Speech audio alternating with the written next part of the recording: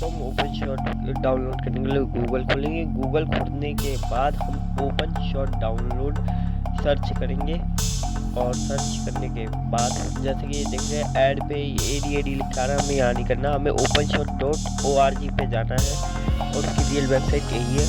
Click करने के बाद हम डाउनलोड 2.5.1 पे क्लिक करेंगे और ये डाउनलोड हो रहा है। जैसे कि आपको दिख रहा है कि देखिए डाउनलोड हो गया और ये डाउनलोड होने के बाद हम इस पे क्लिक करेंगे और शो इन फोल्डर पे जाएंगे। शो इन फोल्डर पे जाने के बाद और ये आप देख सकते हैं डाउनलोड में है और राइट क्लिक करेंगे। राइट क्लिक करने के बाद रन एडमिनिस्टर पे जाएंगे और स्क्रीन कैप्चरिंग में यस नो दिखेगा, आपको यस क्लिक करना है। स्क्रीन कैप्चरिंग में नहीं दिखता है और क्लिक करने के बाद इंटरफेस दिखेगा, ओके करना है।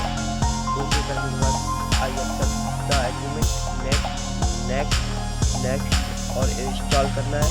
इंस्टॉल हो रहा है जैसे कि आप लोग देख रहे हैं और फिनिश हो चुका है। फिनिश पे क्लिक कर देंगे और वो ओपन हो रहा है। ओपन शॉट फ्लैश कर देंगे थोड़ा, ये देखिए खुल चुका है ओपन शॉट। और ओपन शॉट खुलने के बाद